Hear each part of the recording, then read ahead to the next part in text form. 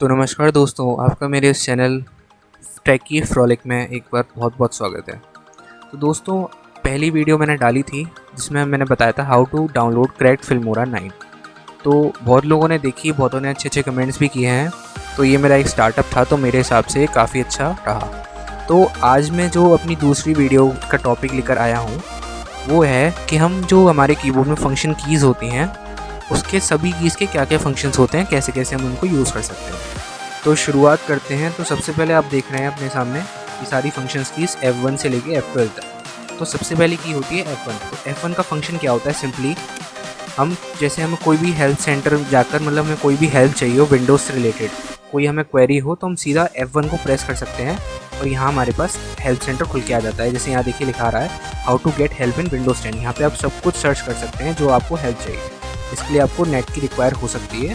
तो ये था हमारा F1 का फंक्शन। सो नेक्स्ट की पर आते हैं। तो नेक्स्ट की होती है F2। F2 का सिर्फ एक ही फंक्शन है, सिमिलरली F1 की तरह, कि हम किसी भी चीज़ को रीनेम करना चाहते हैं तो हम उसको डायरेक्टली, हमें इस तरह से नहीं जाना पड़ेगा। जैसे समझिए मेरे को ये जो PDF फाइल है मेरे पास, इसको रीनेम करना है, तो मैं यहाँ राइट क्लिक करूँगा और फिर यहाँ नीचे जाकर रीनेम करना पड़ेगा। मेरे को इतनी ज़रूरत नहीं पड़ेगी, सीधा हमें सिर्फ क्लिक करना है और F2 दबा देना है। ये अपने आप रीनेम का ऑप्शन आ जाता है कोई के। तो ये था F2 का फंक्शन। तो अब हम जाते हैं नेक्स्ट फंक्शन की पे, जो कि है F3। F3 का फंक्शन होता है कि हम जैसे हम किसी क्रोम या किसी भी वेब ब्राउज़र में वर्क कर रहे हैं, तो हमें कोई भी, समझिए जैसे मैंने यहाँ पे सर्च मारा गूगल, यहाँ पे मैंने डाल दिया सॉफ्टवेयर्स, कुछ भी सर्च मार लिया। अब मुझे कोई एक पर्टिकुलर वर्ड, यानी कोई भी पर्टिकुलर वर्ड अगर ढूंढना है कि इस पेज पर कहाँ कहाँ हो सकता है वो, तो मैं डायरेक्टली F3 दबा के यहाँ पे सर्च ऑप्शन में डाल सकता हूँ कि सॉफ्टवेयर। अब जहाँ जहाँ सॉफ्टवेयर वर्ड नाम से सिमिलर मैच करेगा वहाँ वहाँ ये आपको हाईलाइट करके दिखा देगा। सिमिलरली हम नोटपैड में भी यूज़ कर सकते हैं और ब्राउज़र या फिर काफ़ी एप्लीकेशंस में सर्च करने के लिए यूज़ कर सकते हैं। तो ये था F3 का फंक्शन। अब नेक्स्ट की जो आती है हमारी, वो आती है F4। F4 का कोई डायरेक्ट फंक्शन नहीं है, उसको हम हमेशा और हमेशा ऑल्ट के साथ यूज़ कर सकते हैं। जैसे समझिए मेरे पास ये फ़ोल्डर खुला हुआ है, इसको मैं बंद करना चाहता हूँ, तो मैं ऑल्ट प्लस F4 दबाऊँगा, ये क्लोज़ हो गया। बाकी दूसरा फंक्शन ये भी होता है, मैंने डेस्कटॉप पे क्लिक कर रखा है और मैं ऑल्ट प्लस F4 दबाता हूँ, तो ये शट डाउन करने के सारे ऑप्शंस आ जाते हैं यहाँ पे। ये देखिए, switch user, sign out, sleep, hibernate, shut down, restart. ये कॉमन फंक्शन है, ये होता है F4 का फंक्शन। इसका कोई डायरेक्ट यूज़ नहीं है, डायरेक्टली हम F4 को प्रेस करके कुछ नहीं कर सकते। तो अब अगला जो नेक्स्ट फंक्शन की आती है वो है F5।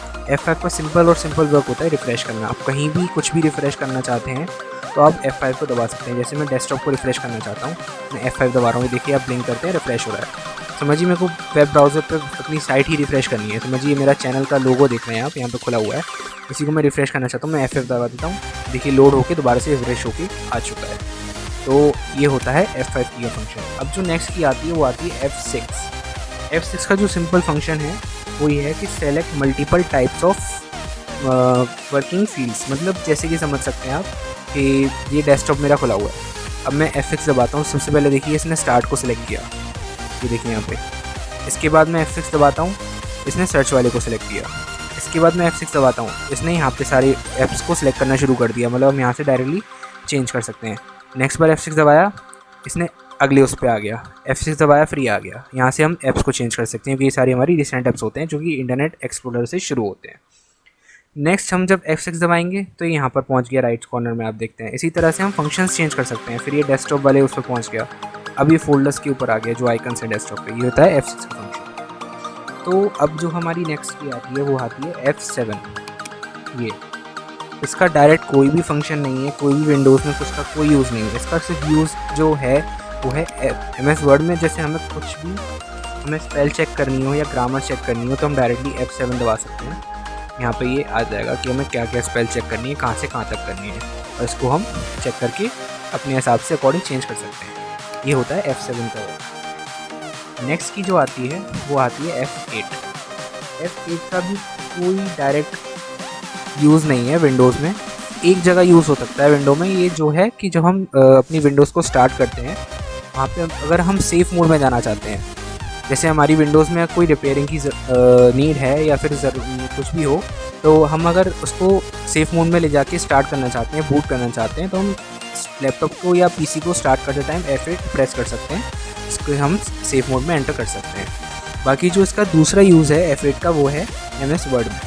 जैसे कि दिखा देता हूँ मैं आपको, MS वर्ड में गया मैं, अभी अलग अलग वर्ड्स को जहाँ जहाँ सेपरेटर है वहाँ तक के वर्ड्स को सेलेक्ट करके एक साथ इकट्ठा सेलेक्ट कर लेगा। जिससे भी F8 दबाया, यहाँ सेलेक्ट किया इसने, फिर F8 दबाया इसने, इतना पूरा सेलेक्ट कर लिया, फिर इसने यहाँ सेलेक्ट कर लिया। इसी तरह से हम सेलेक्ट कर सकते हैं डायरेक्ट, हमें माउस की ज़रूरत नहीं पड़ेगी ऊपर से नीचे तक सेलेक्ट करने के लिए। इस तरह से ये होता है F8 का फंक्शन। नेक्स्ट की जो आती है हमारी आती है F9। F9 का कोई भी डायरेक्ट वर्क नहीं है, बिल्कुल भी कोई यूज़ नहीं है, सिंपल।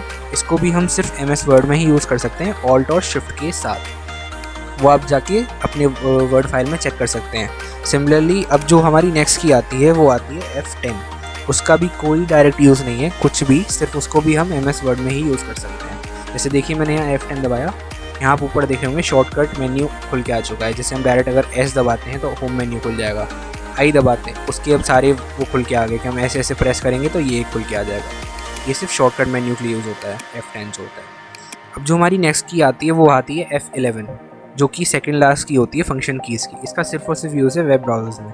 समझिए ये मैंने वेब ब्राउज़र खोल रखा है और अगर मैं F11 प्रेस करता हूँ तो ये फुल स्क्रीन में कन्वर्ट हो जाएगा, और वापस से F11 प्रेस किया तो ये जैसा पहले था वैसे डेस्कटॉप मोड में खुल के आ चुका है। अब जो हमारी लास्ट फंक्शन की बचती है वो है F12।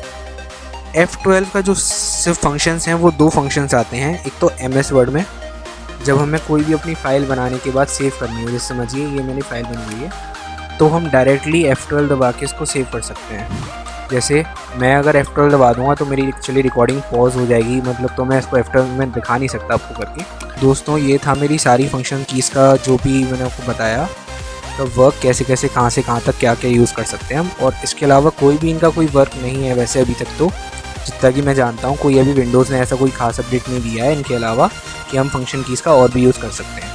तो दोस्तों अगर आपको मेरी वीडियो पसंद आई हो तो प्लीज़ सब्सक्राइब कीजिएगा एंड ज़्यादा से ज़्यादा शेयर कीजिएगा मेरी वीडियोज़ को। और ऑब्वियस सी बात है अगर वीडियो पसंद आई है तो आप लाइक भी करेंगे। सो दोस्तों thank you for watching my video and do share and subscribe please so much. Thanks a lot. धन्यवाद।